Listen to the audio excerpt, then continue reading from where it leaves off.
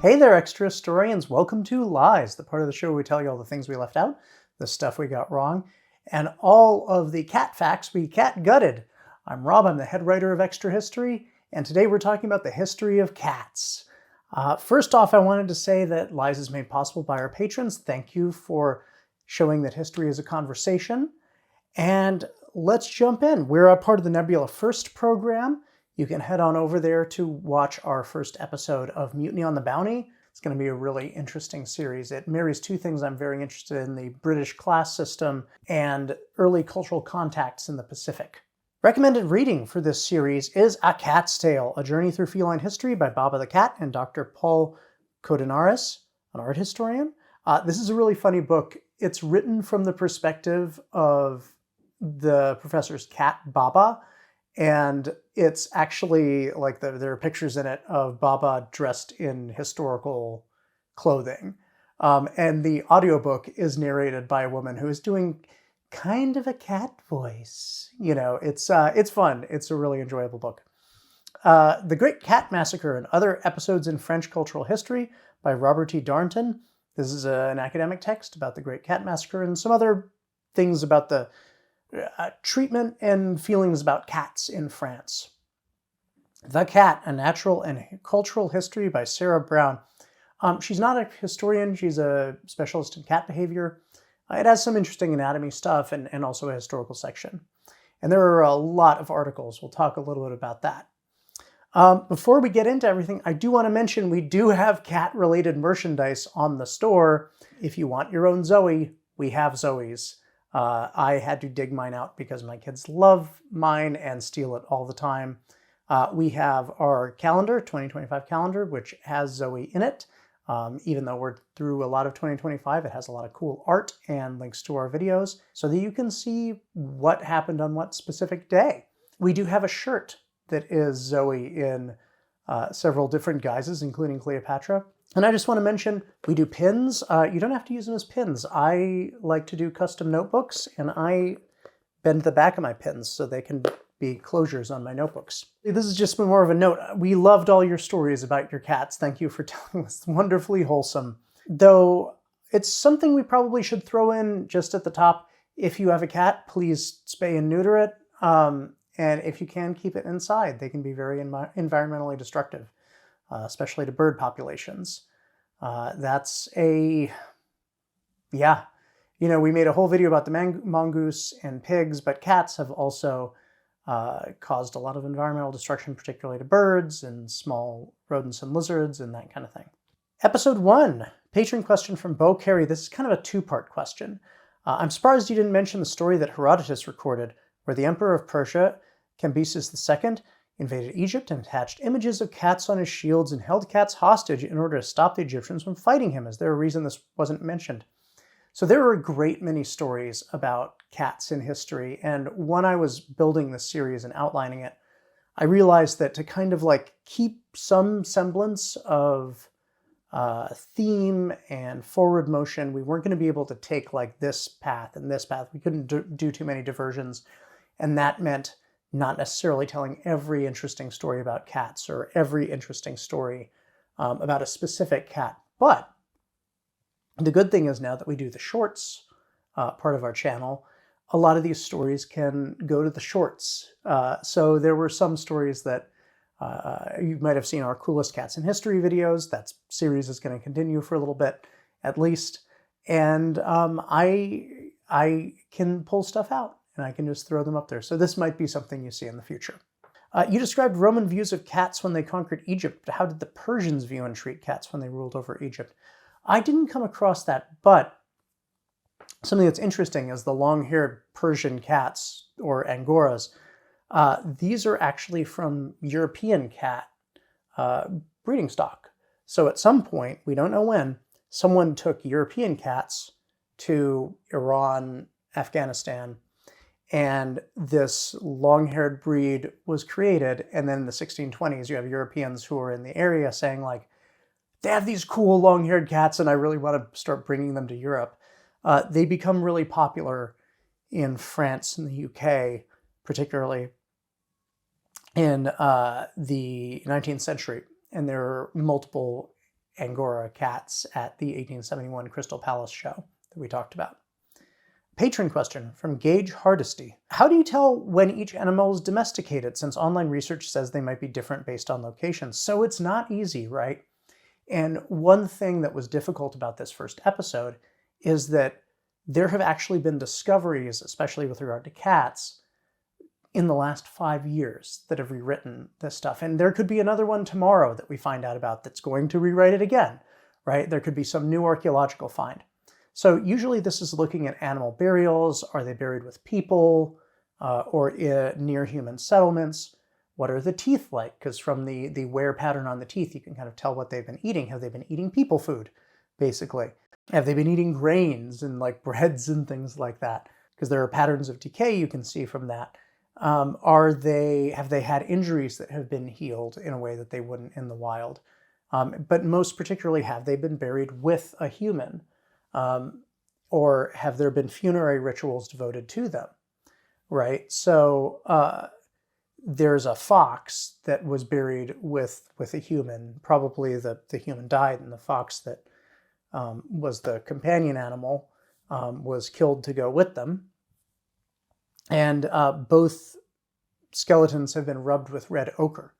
So it's an interesting thing. And this fox had skeletal signs that it was domesticated or tamed rather than being a wild fox that was killed and buried as an offering, right? But it's a moving target, and yeah, it happens in different areas at different times. You also have like in China, people domesticated wild cats that were larger than the African species, right? That were domesticated in the Middle East, and they had like much larger cats, but then for some reason this fell out of use. So you do have these like domestic animal burials and stuff like that, but then they just disappear. So had that gone differently, we might have a like species of Asian domestic cat that is like gigantic, you know, because these were kind of more like lynx size, in my understanding.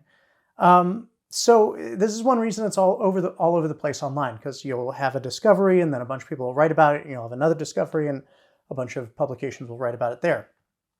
And then you have a book that gets consulted for an article that is like 5 years old, so it doesn't have the latest discoveries in it. It's very difficult to tell. So yeah, it's a moving target.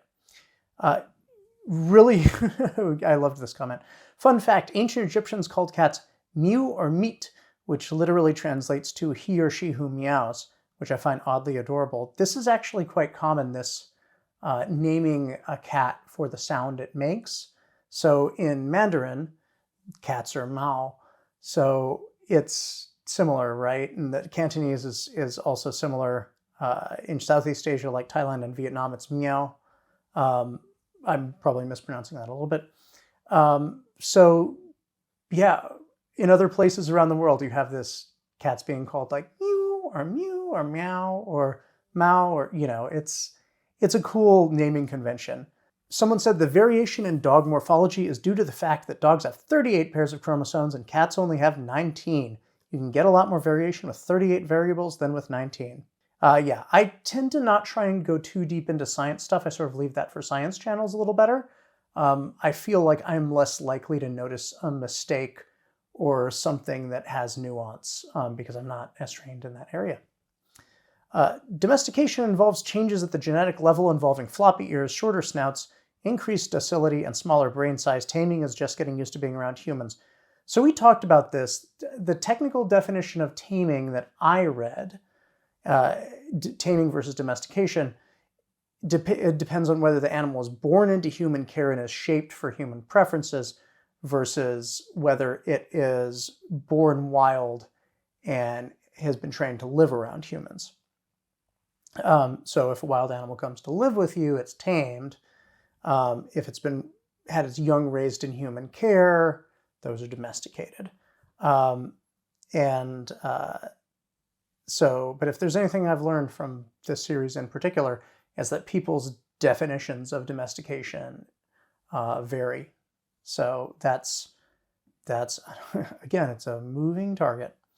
I ended up reading a bunch about fox domestication, actually. That was very interesting.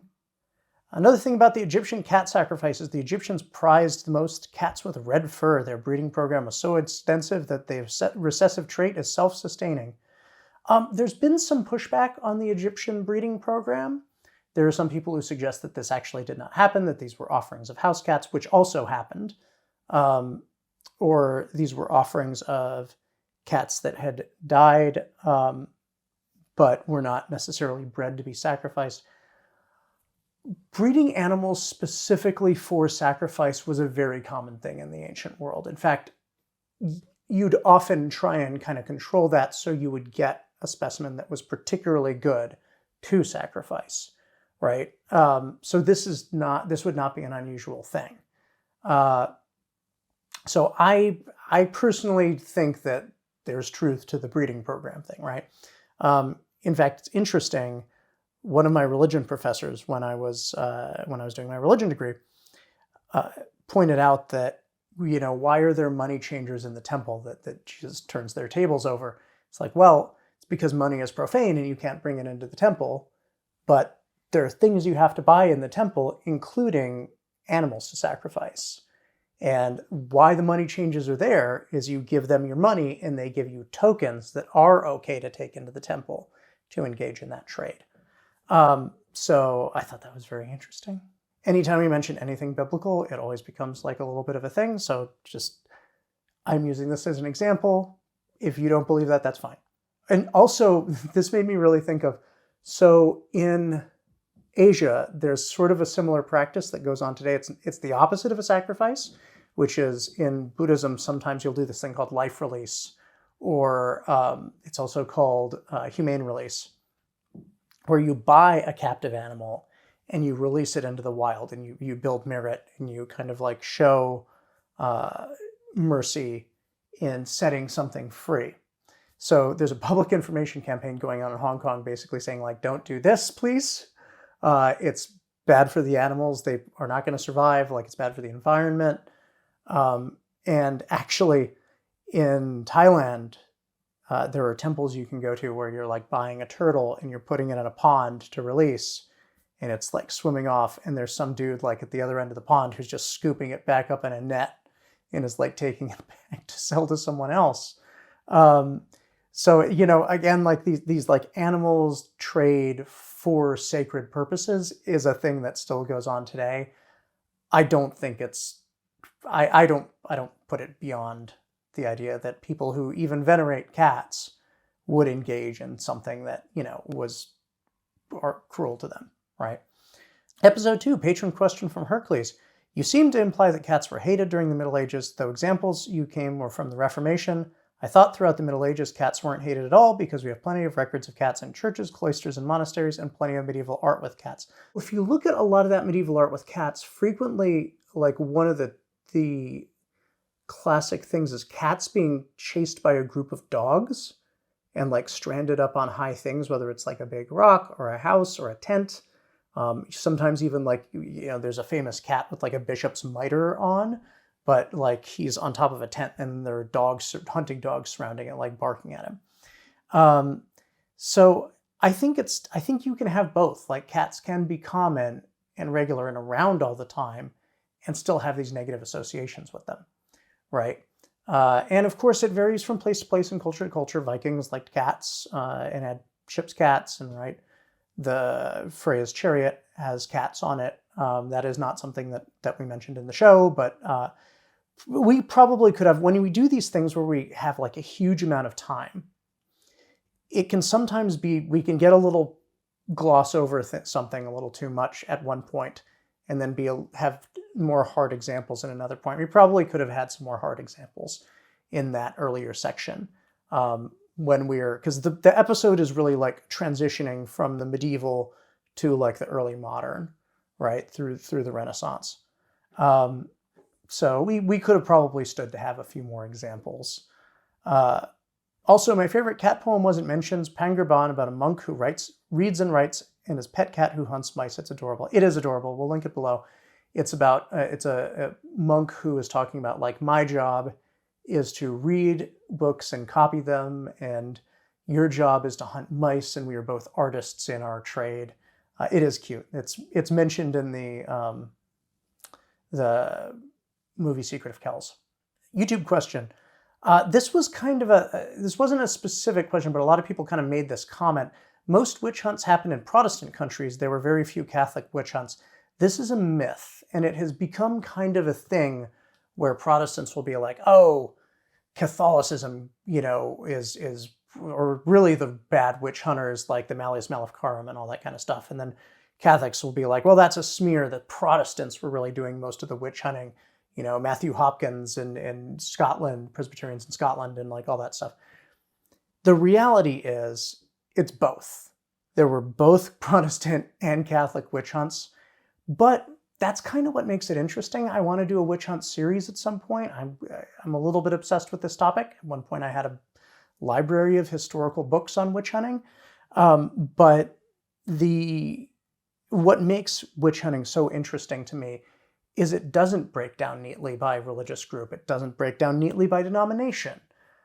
You have areas of particularly the Holy Roman Empire that have very intense witch hunts in Catholic areas, right? Or like Switzerland has the highest per capita number of trials, right? Which is very deeply Catholic, right? But you also have areas that are Catholic that have none, right? And you have areas that are Protestant that have very intense witch hunts, and you have areas that are Protestant that are nearby that have none. So it's clearly not to do with just religious fanaticism. There's something else at play. And that's why I think it's so interesting, and I would one day like to do a series on that. This was kind of the big one. Professional luthier here. This is someone who makes stringed instruments. Catgut strings are not now and never were made from cat's guts. They were and still are made from sheep's gut. The term calf gut, as in the baby cow, baby goat. No, baby goats are kids. Pardon me. Just devolved into catgut. Okay, so this episode was done under pretty gnarly conditions.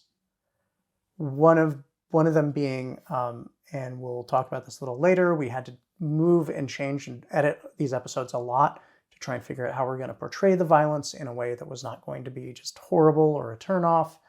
But also, I've had a lot of things happen this year that I was packing up a relative's house while I was doing the research for this one, and I'm not sure how I put this in here and made that mistake. Something happened and there was a slip, and I wrote something down wrong, or I just heard something wrong. But sorry, it got through. The cut-a-sleeve for a cat seems to be a pretty common Eastern myth, kind of mirrored by the cut-a-sleeve a lover was sleeping on. Would be interesting to research how these developed or diverged over time. Yeah, it's a recurring folk tradition, but that would be very interesting. That's a very good thing to point out. There's a lot of folk traditions involving spiritual leaders in Islam, and just like there's a lot of folk tradition involving like Japanese emperors. I think that was the really famous one, right? Is the Japanese emperor who cuts his slave. So yeah, this is like a story that gets around, right? But it's trying to convey something. And as someone who has kids fall asleep on me on a regular basis, I can relate. I might ruin one of my favorite nightshirts just so I could get away to like get a drink of water or use the bathroom or paint a Warhammer model. Like, it's, yeah, get pinned down. I appreciate the cardboard cruelty segments, a good way to still illustrate those parts of the story without either being too gruesome or the show trivializing the harm. A good solution to a difficult problem. Yeah, thank you. We had to explore a lot of ideas of how we were going to do this specific middle episode, because the first episode, we had kind of thought of doing this a little more jokey kind of thing, a little more Looney Tunes. And then the second episode, it was like, wow, we clearly cannot do this in a way that makes light of it. And I have to credit Matt. Matt came up with that and that idea. And Nick did a fantastic job of creating this in a way that made it even viable to do visually. This was a great series artistically. I think it would have been good to point out that in the printer's story, the workers' resentments came because the cats were better treated and fed than them. Apparently, the apprentices were given rotten scraps to eat. Of course, it's not the fault of the cats, but it's a bit of nuance that might have been worth adding. That's a good point. Also, it would have been very annoying to have a ton of cats walking around a print shop, right? You have stuff with wet ink that's being left out. The cats are jumping up on tables, as they like to do, and walking through it. That was another part of the story, is that the cats were just badly interfering with their work. And this couple that owned the print shop is not really working there. They're having their apprentices do absolutely everything. And abuse of apprentices in like overwork and in other ways was very common at the time. So that is a part of it. Like, you do have this major power differential between masters and apprentices at this time that has a lot of elements of abuse, both in like abuse of labor, but also like literal abuse, physical, emotional, and other types. Very common. Something for your lies video, if you end up doing one. We always end up doing one. Shakespeare didn't say Tybalt was king of cats, he was prince of cats. And that's also a reference to a different folk tradition. Yeah, this is a misstatement on my part. All I can say is to quote another famous cat, Ack! That's Bill the cat from Bloom County.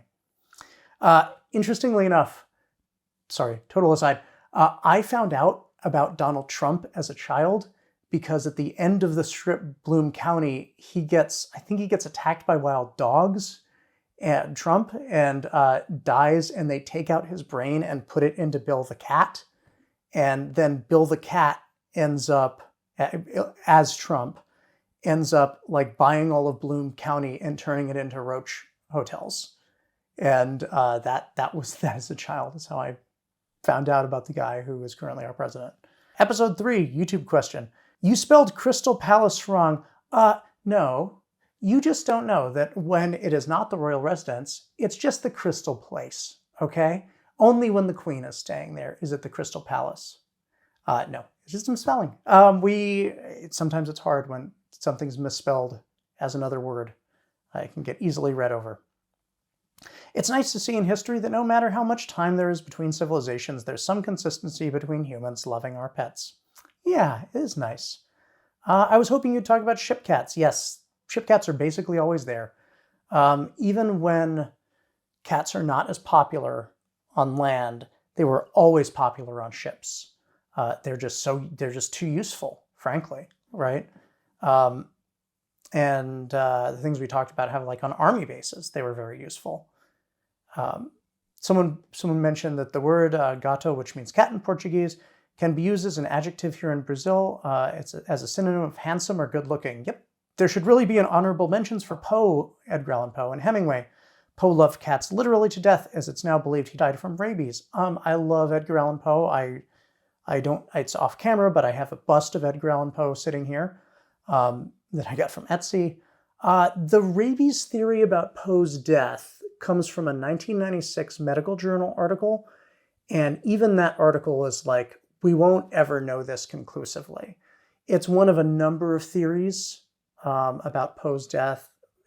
That might be a one-off one time. I've been wanting to do something Edgar Allan Poe at one point. Maybe it's the death of Poe. I would also just love to do something about like Poe's army days. I think Poe is really interesting. He also wrote a story called The Black Cat, which I almost talked about in the show, which is like a companion to The Telltale Heart. If you've not read it, it's a bit of a hard recommend because it involves violence against a cat. But I read an essay a long time ago that it was semi-autobiographical and that Poe came home drunk once and was petting his favorite cat, which was a black cat, and it bit him. And this was kind of like a wake-up call for him that he's like not really in control of himself. He's not himself while he's been drinking. And he writes the short story where that basically is the beginning of it, but he ends up, the narrator ends up instead doing some violence to the cat, then feels guilt, and that kind of creates this ongoing cycle of violence within his household. It's probably one of Poe's darkest stories, which is saying a lot. And it also says, Hemingway had a fascination with cats that possessed a harmless mutation that would produce an extra digit on at least one leg. These cats are often called Hemingway cats, and they can still be found wandering around Hemingway's house-turned-museum. Yeah, these are one of the stories that I thought would make a good one-off maybe in the future, so keep an eye out for that. Coming up on Extra History, Mutiny on the Bounty, Rebellion, Resilience, and Revenge. This is a cool story. I think you'll enjoy our take on it and tying it into British class system and kind of the early days of science and discovery. And we get into like the sociology of like early tattooing in England, which you might have heard that like European sailors got tattooing from Tahitians. That is not true. Actually, there was already a tattooing tradition, but it still has like a gross reputation. I'm gonna get too deep in it. I gotta move on. Then William McKinley, American Empire. I'm writing these now. It is a fascinating series and very relevant. Obviously, this guy was big on tariffs and territorial acquisition, and you hear McKinley suddenly being talked about a lot. So I thought it was an interesting time to look at him. And he's a very interesting figure in that he's not personally that bad a guy. In fact, he's quite laudable in many ways in his personal life, but that doesn't necessarily translate to him making decisions that are not enormously harmful for certain groups of people. So it's a really interesting series. It's been great to read up on and interesting to write about. Ibn Battuta's side trip. I just want to tell you about a funny thing. So a lot of you commented on our Worst Kids in History on Unfim of Novgorod. One of my favorite stories in history because it's just so cool to see something so relatable, much like it's so relatable to see historical people loving their cats. It's very relatable seeing a historical child drawing. And obviously we're being a little tongue-in-cheek by saying he's one of the worst kids in history. He's not murdering anyone. But I love looking into this idea that we're not in control of, especially at that time, like the parts of your life that get preserved for the historical record. And some drawings you made on like a random morning in school or an afternoon in school that are like mildly naughty might be the only thing that survives of your life, and it survives for some reason 800 years, so that we know that there was this kid Onfim who was doodling in class, not paying attention. I just want to say one thing I love about this so much is that my daughter is now at about that age, and she is also in the age of doing this style, this specific style of doodling. And a lot of the things that she draws are actually extra history. I occasionally let her watch a short or two I'm highly selective about it. But I just wanted to show you a few of them because I think they're funny. Here is her version of the Worst Kids in History Unfim thumbnail. You see the cat with the laser eyes. This is probably my favorite. It's from our calendar. We did Henry Fuseli's The Nightmare as Catherine the Great. And she came home from school with this. Can't wait for that parent-teacher conference. And then she also did a Zoe, which I absolutely love. So that's 2 out of 3 of them cats. We're still in the wheelhouse. I do like how she did the horse for The Nightmare, though. That's great. All right, well, thank you so much. I appreciate you coming by to talk about history. See you next time. Once upon a time, Angelo Valenciana, Dominic Valenciana, Hunter Z, Joseph Blame, Kuyakoi, Peter Yim, Lotus Wolf, and Ziliad's architectures were phenomenal legendary patrons. And that's no myth.